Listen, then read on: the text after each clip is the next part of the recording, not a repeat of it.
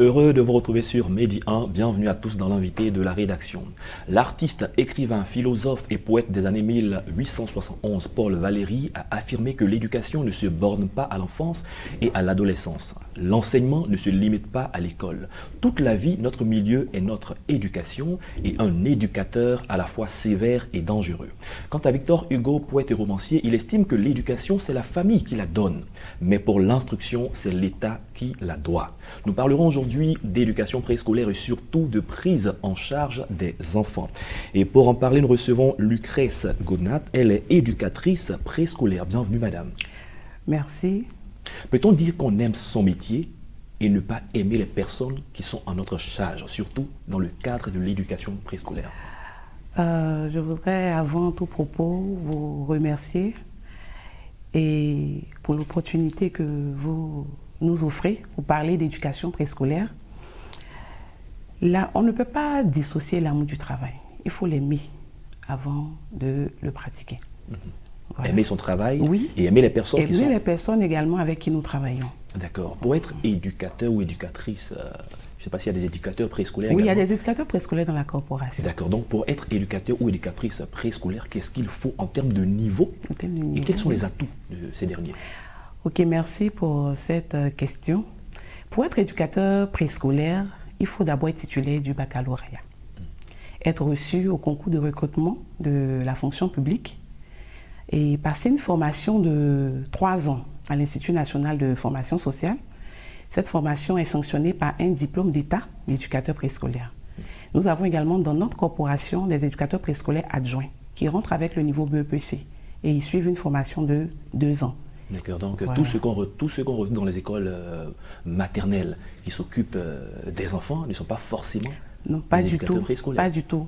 C'est l'Institut national de formation sociale, INFES, qui forme les éducateurs préscolaires en Côte d'Ivoire. D'accord. Quels doivent être donc leurs atouts pour exercer ce métier? On a en charge les enfants. Ok, merci. Parlant d'atouts, il y a d'abord les atouts relationnels et humains. Et nous avons les atouts intrinsèques même au métier. Parlons des atouts relationnels et humains. L'éducateur préscolaire doit avoir l'amour des enfants. L'amour des enfants surtout. Parce qu'on ne peut pas travailler avec des enfants si on ne les aime pas. Ce n'est pas possible. Donc il doit avoir l'amour des enfants et l'amour des autres. L'éducateur préscolaire doit être patient. Il doit être optimiste. L'éducateur préscolaire également doit être jovial.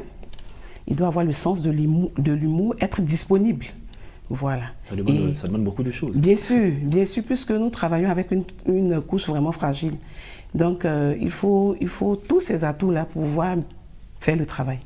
Voilà. Maintenant, au niveau des atouts intrinsèques, même au métier, l'éducateur préscolaire doit être dynamique, très dynamique, il doit être créatif, il doit avoir une capacité d'adaptation et d'analyse. L'éducateur préscolaire doit être organisé. Il doit être très alerte, surtout dans ce métier, il faut être très alerte parce qu'une petite minute d'inattention et bonjour les dégâts, nous sommes avec les enfants.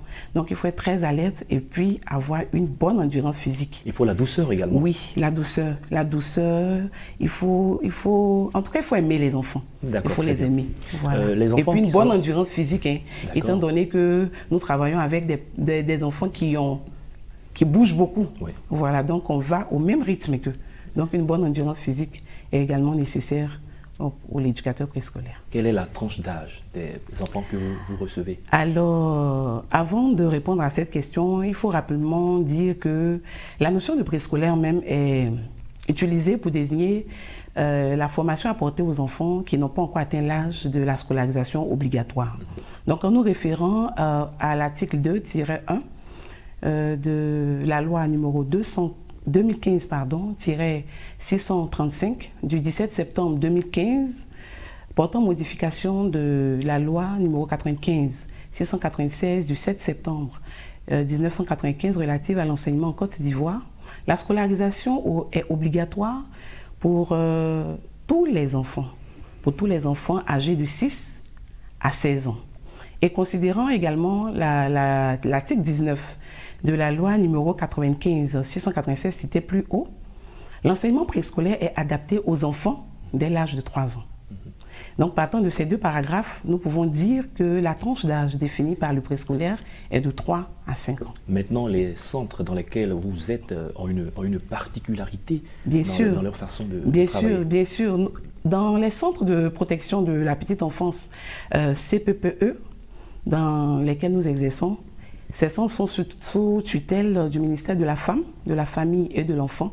Nous recevons cette tranche d'âge, c'est-à-dire de 3 à 5 ans, mais nous faisons la prise en charge des enfants de moins de 3 ans. D'accord. Cette tranche d'âge est caractérisée par quoi en termes de comportement et d'habitude? Les enfants d'âge préscolaire, oui. C'est ce que nous observons au quotidien, que ce soit à la maison, que ce soit à l'école. Au niveau psychomoteur, ce sont des enfants qui bougent beaucoup. Ils débordent d'énergie, ils sautent, ils courent, ils grimpent. Vraiment, ils jouent beaucoup parce que c'est la période de faire les découvertes, d'explorer. Donc, ils sont tout le temps en mouvement. Tout le temps en mouvement. Au niveau de la motricité globale, elle est vraiment développée. Elle est vraiment développée. Et la motricité fine, quand on parle de la motricité fine, c'est les petits muscles des doigts que les enfants utilisent pour travailler. Ils deviennent des artistes à la maison. Comme certains parents peuvent le constater, ceux qui nous suivent. Voilà, les murs deviennent des supports. Oui. Le tableau est là, mais c'est le mur. Voilà, les murs. Sur les murs, j'aime écrire. Les murs pour pouvoir mieux s'exprimer. Voilà, au niveau affectif, ces enfants peuvent manifester leur joie et leur peine. Voilà. Ils peuvent également ressentir lorsqu'une personne adulte est de bonne humeur ou si elle est fâchée. Alors, rapidement. Et aussi, au niveau cognitif, ces enfants retiennent beaucoup. Ils imitent beaucoup. Tout ce qu'ils voient, ils peuvent raconter ça facilement. Et puis, puisque le développement cognitif inclut le développement du langage, vous allez constater chez ces enfants que la parole, ils posent beaucoup de questions, des questions même à n'en point fini. Lorsque le téléphone sonne, ils sont prêts même à les répondre. Voilà. Et maintenant, au niveau social, ils jouent avec les autres enfants, ils apprennent à utiliser les mots gentils, comme on le dit dans notre jargon, les mots gentils, savoir dire bonjour, merci, s'il te plaît, pardon, voilà. Donc, voilà un peu ce que je peux dire à ce niveau-là. D'accord, les encadreurs, les éducateurs préscolaires, est-ce qu'on fait une enquête de moralité dans la formation? Une enquête de moralité. Pour voir la réactivité de ces derniers. Est-ce qu'ils ont un passé ou des activités subversives? Non. Non. D'accord, mais on imagine que dans la formation, oui, dans la formation, tout est pris en compte, oui. D'accord, revenons maintenant aux activités, à vos différentes activités. Oui. Un enfant qui entre en préscolaire, qu'est-ce qu'on fait? Jusqu'à ce qu'ils partent au CP1. Brièvement, parce qu'il y a beaucoup de choses. Effectivement, nous proposons des activités qui sont adaptées à leur âge et à leurs besoins. Okay. Voilà. Et nous leur proposons des activités motrices. Ces activités motrices permettent aux enfants de développer davantage leur habileté motrice. Nous avons des activités de langage qui ont pour elles les objectifs suivants: enrichir le vocabulaire de l'enfant, amener l'enfant à s'exprimer oralement, à bien s'exprimer oralement et à faire des structures de phrases simples et correctes. Nous avons les activités d'éveil scientifique, les éveils mathématiques, nous apprenons les formes, les couleurs, les chiffres, etc. Nous avons les activités d'éveil artistique qui, elles, développent l'imagination, la créativité de l'enfant. Et parmi ces activités-là, je peux citer la poterie, la peinture, le coloriage, le dessin et j'en passe. Les activités d'initiation à l'écriture, que nous appelons le graphisme, nous partons de simples tracés. Voilà, de simples tracés jusqu'à la formation des lettres de l'alphabet. Et pour couronner le tout, nous n'oublions pas les chants, les danses, les comptines qui font également la particularité du préscolaire. D'accord. Vous accompagnez les enfants dans les différents centres. Si. Les parents, souvent ils viennent ou laissent leurs enfants et tout est entre vos mains. Quelle devrait être la collaboration, la complicité? Vraiment, merci pour cette question très pertinente d'ailleurs. Nous attendons des parents une collaboration vraiment étroite, étant donné que l'éducation préscolaire constitue l'éducation de base. Voilà. Je veux prendre une image. Quand on met une semence en terre, la qualité du produit ou du fruit que nous aimerions avoir sera fonction de l'entretien que nous allons mettre autour de la semence. C'est la même chose en éducation préscolaire. Donc nous demandons aux parents de vraiment entrer en contact avec les éducateurs, savoir un peu ce que l'enfant fait à l'école, comment est-ce qu'il évolue. Et puis, c'est un travail à la chaîne où il y a deux acteurs, les éducateurs et les parents.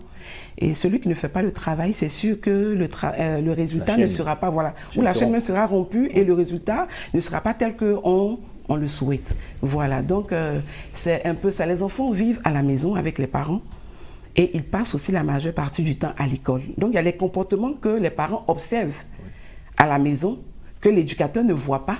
Et il y a des comportements que l'éducateur également observe que les parents ne voient pas. Donc, il faudrait qu'il y ait une transmission de parents à éducateurs et d'éducateurs à parents, étant donné que nous avons le même objectif, le bien-être et l'épanouissement de l'enfant. Merci Lucrèce Gonat, vous êtes éducatrice préscolaire. Avec vous, nous avons parlé du préscolaire, la prise en charge des enfants. Merci pour toute cette belle expérience partagée avec nos téléspectateurs. C'est nous qui vous remercions. Le temps nous court dans le dos, nous sommes obligés de nous arrêter là pour aujourd'hui. Merci d'être passé sur notre plateau. Merci à vous.